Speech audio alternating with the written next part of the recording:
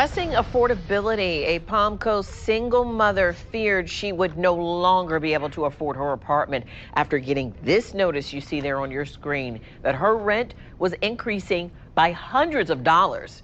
She's breathing a sigh of relief tonight. She called us in the last hour after learning that her rent will now not increase. It comes after she contacted News4Jack's High team. Oh, so she called the news station. So if you're not familiar with what we're looking at here, single mother of two, apparently, or allegedly. Basically, it says her affordable housing.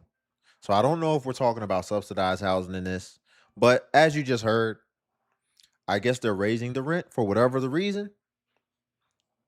Whatever the reason. And what it appears is that she actually called the news station. I don't know why some people feel the need to call the news station. I feel like this would technically be well within whoever's home this is rights to be able to raise the rent, whatever the case. But let's get the full story and then we can piece it together from there. But before we get back into it, if you all can like the video, I greatly appreciate it. It only takes a second and it actually helps out more than you know. And it's only a click. So if you're here anyway, you might as well go ahead and click that like button. Let's get back into it. Palm Coast single mother feared she would no longer be able to afford her apartment after getting this notice you see there on your screen that her rent was increasing by hundreds of dollars. She's breathing a sigh of relief tonight.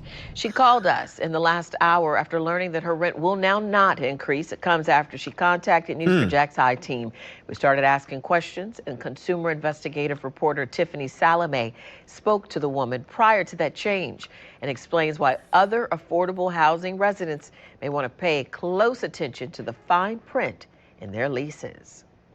We're in Palm Coast today after a single mom of two wrote to us concerned about a almost $400 rent increase she was hit with just 60 days after moving in. So this notice meant that her rent was increasing from about $1,400 a month to $1,700 a month. And that's a number she says she can't afford. We're here today to talk to her and hear what she has to say. Coming from 2 counties over, and I needed something affordable for me and my 2 kids. A notice taped on the door is how Erica Robinson found out her affordable apartment would be increasing to $1,725 a month. That's not including any extra fees she's required to pay. Tell me about this notice. When did you get this? Okay, so this is evolving into something much more dastardly, in my opinion. So if I'm not mistaken, I think I heard them say in a news clip that they decided they were going to raise the rent price 60 days after she moved in, allegedly, is what I believe I heard. So that's insane. You get me in here, I move all my stuff in, and then you put something on my door saying you're going to raise it 60 days after I moved in, which I'm assuming they already had a contract in place, and which is why she said you need to review their contract. Now, that is insane, and that would explain why they were so quick to redact it once she ultimately called the news station and gave some visibility around the circumstance and around the situation. And that's probably why the news station decided to take this, because if that was the case, that was absolutely egregious, and I would even say that was malicious and predatory. And $25 a month. That's not including any extra fees she's required to pay. Tell me about this notice. When did you get this? This just went out on May 1st, so after 60 days of being here. So how much is your rent going to increase? It's going to go to $1,785 from $1,419. Can you afford that? No, not really. This apartment is supposed to be considered affordable. The Palms at Town Center offers a combination of affordable and workforce housing designed to be based on your income. As long as you make 30 to 80% of the area median income, you can qualify for a reduced rate. HUD.gov tells us the median family income rose from about $93,000 in 2025 to nearly $115,000 in 2026. So were you given any other choice to move into a cheaper unit? Nope. I even asked if my application can be reran then technically for this rate to even see if I could even qualify. I see right here it says lease contract addendum, paragraph 15, right? So they're like, yep, you signed this. Sure enough, we checked out Erica's lease. In the special provisions section, it says, quote, owners shall increase the rent to a maximum allowable amount based on the new AMGI. That's the area median gross income. So are you worried about expenses? Oh, yeah. Yeah, it's very frustrating because, like... So she has a whole nother circumstance. This is not your average thing. So this is a affordable housing thing in whatever state she's in. And so I guess they have stipulations within that contract that they may actually be able to fluctuate her rent prices or everything like that. And maybe perhaps she wasn't privy to them having that type of right to do that. I don't know. It seems crazy, but at the same time, you got to understand what you signed up for. I don't know how they're adjusting it, what adjustments are being done, but you just have to be aware of it. And you just got to understand what could possibly happen and what the potential is when you're doing things like this, where you sign a contract and it's so loosey goosey. But let's wrap this up so we can get to some other stuff. I've lived in apartments before, and there's rent increases, but typically it's like at the end of your lease. I don't not work. I went to school. I have a degree. I do medical billing coding from home. I have pay for daycare, but it's like, what do you do when your hands are tied? Like, have an eviction now if you can't afford to live? I feel like considering this is considered affordable housing, it almost did you more wrong than a regular apartment. I think everyone should be aware of what the current rate is to know potentially if it goes up, like, will you have a place to live? Will you be able to afford it? Are you going to have an eviction? In Palm Coast, Tiffany Salome, Channel 4, the local station.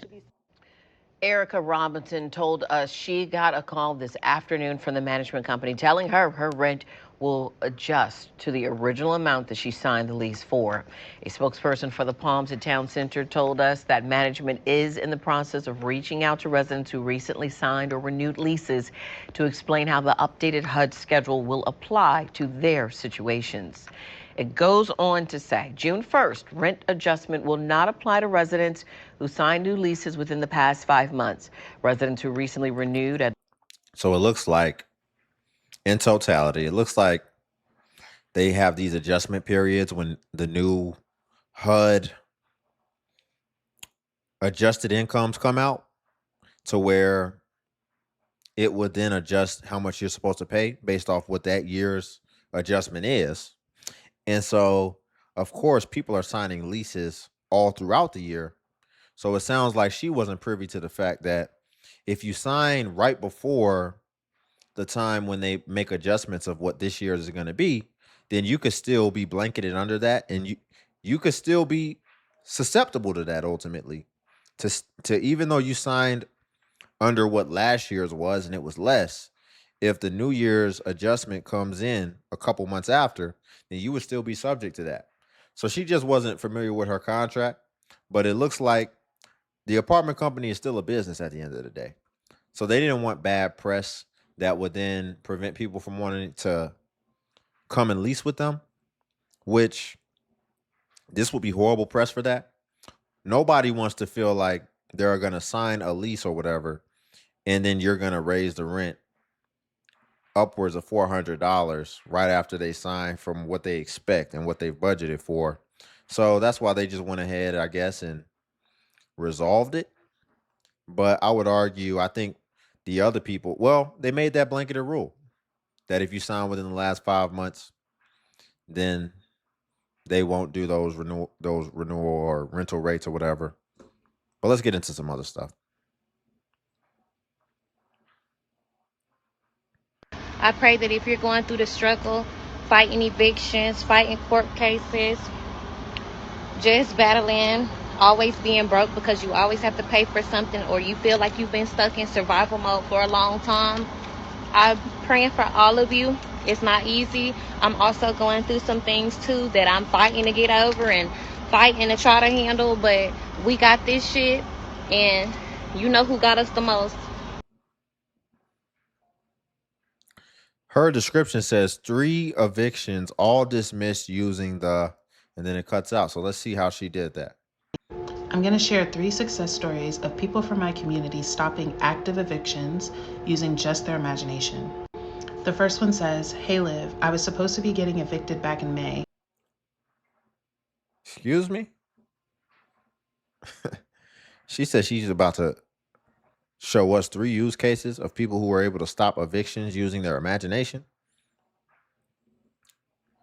Who's buying that? Y'all about to buy this story or whatever she says? That people just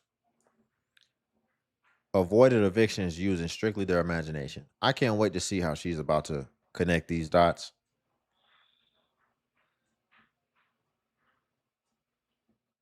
Using just their imagination. The first one says, "Hey Liv, I was supposed to be getting evicted back in May. I went through the court process and everything. A sheriff was supposed to come out, but they never did. The complex ended up selling, causing further delay. But long story short, I have been staying in my home still, rent-free, since May." This person said that she came on my live and told me about this. This is something I do on my YouTube. I just rampage over people and speak them into their wish fulfilled. And she had told me about her situation. She said she was freaking out, and all I said was, "What eviction?" This next one is someone who was also in the process of an eviction. She had a court date and she decided not to go. She continued to affirm there is no court date and continued to affirm my rent is paid in full. She says she got a message from her landlord saying that they will wipe the rent clean, all of her debt clean, that the money that she owes them, if she will vacate the premises by the end of the month. When she asked why they would do that, the landlord said it's because she's a nice person. This last one was someone who was coming on my live and was also in the process of an eviction. And at first they did not have the money. And I kept telling them, no, it's already done. You don't have the eviction. I've already read your success story. Are y'all buying this? Audience, are we buying this? Are we buying this? I'm gonna give my thoughts, but let's hear the third one and see how she again wraps this up and connects these dots. About a week or 2 later, they came back and let me know that they had the money, but that they needed it in the next morning. The sheriff was coming in the morning and the money was on hold in their account. I told them to keep persisting in the fact that it's already done, that there is no eviction, that everything is already finished for them. And they came back the next day and said that when they went to court, the person at the court decided not to evict them, gave them a 45-day extension, so she has more than enough time to go ahead and pay her rent. All right, I just got all of these success stories yesterday, and I ran to make this video because I know a lot of people know what it's like to be facing eviction, but Really, you just got all 3 of these miraculous success stories in at the same time yesterday, huh? She didn't say the same time, but pretty much you got them all yesterday, huh? 3 people reached out to you that they just had miraculous things to solve their eviction troubles. even if you're not facing eviction, just being in dire circumstances and really being afraid that manifestation won't work for this. And I just want this to be your confirmation that it will. I can make another video talking about techniques and things that you can do to manifest your rent. And I believe I have a video like that on my page already. But if you guys want another one, I can do that specifically. But as you can see with all 3 of these stories, it was a way that we could not have known. And that worrying about the how is usually what keeps us from persisting in our end. So do not worry about the how, persist in your end and affirm. There's not many comments to look at. It's only 11 comments, but I will be curious to see what the 11 people said. And then I'll tell you what I think. You can't make this up. So the first one is a woman. She said, I go to court on February 4th. Can you help me, please? Another person says, girl, I want to be 125 pounds and make 10K a month. Somebody said, thank you for sharing these stories. You just helped me affirm I am a master manifester and I have faith my manifestations are already done. Somebody tried to put some manifestation. I have 1 million followers. Somebody said, these are great success stories. Love this. These are, in my opinion, allegedly, I don't believe it. I believe she made it up. Really? 3 stories just came just like that? What did she show you to validate these stories? Did she show screenshots of the emails or the messages or whatever with timestamps and all that? Typically, when people have businesses, I guess you can call her somewhat of a consultant. Typically, I mean, if you're getting these type of results, what you would then ask the clients is you would ask them to send you something where they're basically making a review of your services and how you help them. And if you really help people in these miraculous ways, then I would think they would be more than willing. This just shows how gullible people are and how common sense isn't so common anymore. And I guess I shouldn't say people because it's only ladies in this comment section. And we've always known ladies are the easiest to sell to and they're the most impressionable and most gullible for things and to be influenced by society. So there's ladies who are believing this stuff left to their own devices. And this goes far beyond these type of things. It could be false prophets. You'll see some ladies in church and it won't be one brother in that church because all the men understand this dude is a scam artist. What you mean you need everybody to give you $10,000 or $1,000 so that they can reap the blessings that is finna come? There's pastors out here telling people, give me a seed of this much and you've got abundance right around the horizon. And their churches is filled with ladies who need hope or who's looking for hope, but ultimately just looking for somebody to lead them, even though they're leading them nowhere. They're leading you they're leading you to your own destruction. Just gullible, not paying attention to what you can see because sometimes you're not looking at what's actually in front of you. And I mean the actual behaviors, traits, and just the facts. Sometimes you're looking at how someone presents or just how it sounds to your ears. Does it sound good? Is it positive? Does it validate me? As opposed to being objective and just looking at the context itself and then contextualizing that and then forming your opinion and ultimately discerning. Anybody can just make up a story. We see it with TikTok beggars all the time. So what make you think they can't make up a story in order for them to be able to establish themselves and have all you have in faith in them, which would then ultimately bleed into cash for them? This is BS. But as you can see, there's definitely an audience for it. Listen to me loud and fucking clear. Listen to me loud and fucking clear. Don't. Her caption says, I'm getting evicted. Listen to me loud and fucking clear. Listen to me loud and fucking clear. Don't ever, ever, ever let your fucking family members move into your fucking place and rent it out. If you have an extra fucking place and they're fucking homeless, let them be fucking homeless. My mother just got me fucking evicted out of my fucking apartment for disorderly conduct and breaking and entering and destruction of fucking property. My mother got me fucking evicted and I have to pay for the fucking charges and damages to that fucking woman's house.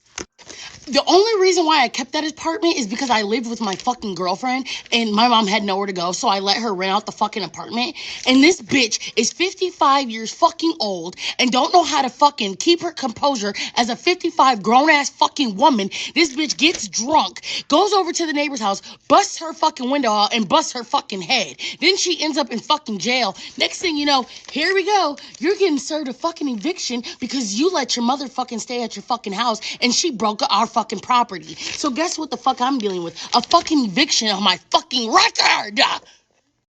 Listen to me loud. Well, I mean, you know how your mom is. You should know what it is at this point.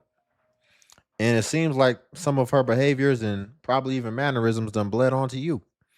because even the way you communicate is chaotic and a little bit disorderly. So, I mean, it's clear your mom's gone unchecked for too long. Don't you go on that path. It seems like you got your stuff together, but listen, you're an adult, so you got to make adult decisions. You chose to let your mom come stay with you, knowing the history, knowing the background. It's up to you to start creating boundaries.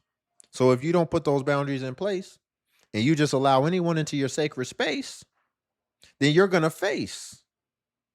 And this is a severe case. I feel bad, but again, you made the decision to let someone come stay with you and you didn't establish boundaries and parameters as far as how they needed to operate within your space. Ideally, you just should have just kept it separated and just say, I can maybe help however best I can, but I don't know if I can let you in my sacred space unless XYZ is established. Because what a lot of people don't understand as well, when you move people in with you, even sometimes when you let people visit for a little too long, now you can't just get them out of there cleanly. Now you have to actually evict them. And as we see evictions go, it's a very long process for landlords, but even also for you, the person who signed the lease, if you ultimately then decide that this situation doesn't work for you anymore. And what we see typically more times than not is that people don't just go willingly and just do the right thing and say, well, thank you for the time you gave me. If you no longer want me here, then I'll just remove myself. No, they'll start taking advantage of the laws. And then now you could have that on your hands as well. So many things could have went wrong. So without establishing something at the very least, now me, if I know a person is like this, you can't be in my space. So it would have never been an option regardless to come stay with me if you're out of control. But if you know that and you're still going to make that concession anyway, then you got to make sure that you actually set the foundation and set the expectation. What's up, guys? It's Will Galloway, Uncle Bill by Houses. So here we go, guys. We had an unfortunate situation where a Section 8 tenant vandalized my property. Now, y'all know I'm the #1 supporter when it comes to Section 8, but this particular time it didn't go so well. But you know what, guys? I still rock with y'all. But here's the thing. We had a tenant that actually was cooperative. She handed me the keys. She moved out of the property, but unfortunately, she moved in a family member. We called the police. Did y'all see the windows? It looked like they done smeared ish on the windows. Did y'all see that? Look at this. Look at this. Guys, I still rock with y'all. But here's the thing. We had a tenant that actually was cooperative. Look at that on the windows. Look at that. Hold on. Wait till it pans. She handed me the keys. She moved out of the property. Look at that. I hope that's not ish that they done smeared on that window like that. He talking about Section 8. That's what I rock with. That's what I like. Yeah, this is what you're going to get. I don't care how many good cases you done had. If you're telling me you exclusively do Section 8, you better hedge against this. It's only a matter of time till you run into something like this. So this is the cost of doing business in the type of business that you decided to delve into. Because these are the type of tenants that you're going to get, especially maybe you've had other Section 8 tenants that understood the worth of that voucher and weren't going to jeopardize that. But when you eventually run into that one person who's getting their entire life paid for, and maybe they only got to pay $50, and then they decide they're not going to pay that $50, so then you got to evict them, or maybe they just don't know how to operate again within your space, and so you got to evict them for behavioral reasons. Once they get evicted, especially when they know the implication is that they're going to lose their voucher forever and never be able to apply for it again, this is the type of malice that you can expect. Property, but unfortunately she moved in a family member. We called the police, come to find out the family member been living there more than 30 days. And in Georgia law, if they've been there more than 30 days, they're considered a tenant. So now we have to go through this whole process of trying to get. I just told y'all about that. Yep.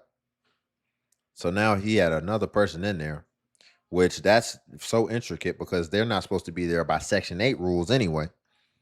So that could jeopardize their voucher. And then if it jeopardizes their voucher, then they ultimately have to leave. But then you got to evict them. And now you got to evict this new person too. It just gets very complex. And that's why it's just best I'm not going to say not to deal with them. It comes with its pros and cons, but these are the cons. Her out, and she said we gotta evict her. If you see in the video, she vandalized the property. She done tore out piping out of the kitchen, the bathroom. She done threw paint on the wall, holes, paint everywhere. 3 windows got broken, etc., etc. So landlords, let me give you guys 3 tips on how to, go through this situation. If you're going through this, let me tell you how to handle it. First and foremost, you got to do checkups on your properties, right? Make sure that if you see any additional family members, if they're on Section 8, make sure you got to report this to housing. If not, you need to update your lease. Whatever state you're in, second tip, make sure you know your tenant laws. And thirdly, you're going to have to file an eviction. What we normally do is we file through Connect the Court, which is done virtually, or like my attorney suggested, you could do an intruder's affidavit. The intruder's affidavit is much quicker process than going through the entire eviction process. Right now, we currently have 5 properties in Atlanta for rent, Section 8. So if you guys are interested, click the link in my description. Yeah, and he does this at scale. So it was only a matter of time till you ran into a situation like this. He's taking it in stride. It looks like it ain't nothing he ain't see coming. He knew what the potential drawbacks could be. But all in all, he gets consistent income. But why renting out the Section 8 can be so dangerous is because it can, for one, you're not getting market rates. So you're not getting that much in proportion to what other landlords can charge in the market. But it is consistent. But the risk is so big. And here's what I mean about the risk. Man, people can do tens of thousands of dollars worth of damages in your home maliciously. Imagine you done put it together and now you're starting to get a nice little margin where you start to feel kind of good. And then somebody comes and does $50,000 worth of damage. And that just wipes away all your profit and then still puts you in the negative, even though you've slowly and incrementally been starting to turn a profit and starting to build some type of nest egg. And somebody can just wipe it away maliciously because they're the worst of the worst type of people. That is the risk that you take. Especially, he said he's in Atlanta, but it sounds like he'll be all right. It sounds like he ain't really tripping about it too much. If he's in Atlanta, I'm sure his houses as well are seeing some nice appreciation. So I think he'll be good all in all. But y'all, we'll leave it there for today. If you could like the video, I greatly appreciate it. It only takes a second, and it actually helps out more than you know. And also, if you could hype the video, hype is a new feature that YouTube offers where it helps smaller content creators like myself. And basically, when you hype, it actually pushes us to the extent that it pushes the larger content creators. So you just press the hype button and it shows the points. And since I'm a smaller creator, a smaller channel, we actually get more points per hype. And hype was designed for smaller channels. So that's why. But if you run across a video and you don't see the hype button, then it's probably been over 7 days. And hype usually vanishes after 7 days. So it's usually best practice if you want to hype to just go ahead and hype while the iron is hot on a new video. And then also if you want to become a member of the channel, join buttons on the video. And what becoming a member of the DXU family will come with is you would get membership badges next to your comments. So people will be able to see that you're a member whenever you leave a comment, as well as you would get early access to content. And you would also get exclusive access to content that is not available for everyone else on YouTube. So again, join buttons on the video if you want to become a member. But until then, I'll see you in the next video.